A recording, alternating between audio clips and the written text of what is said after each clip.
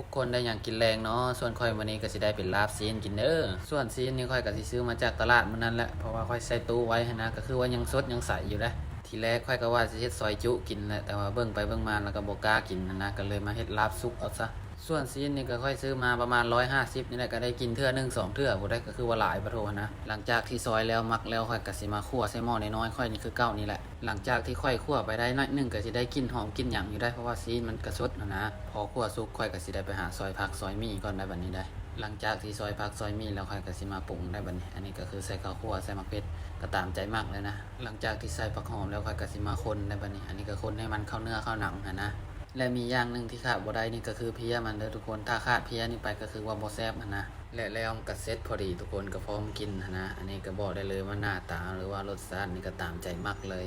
ทุกคนได้อย่างกินแรงเนาะส่วนข่อยมื้อนี้ก็สิได้เป็นเมนูลาบซีนนี่แหละอันนี้ก็คือมะเขือโรยลงไปเลย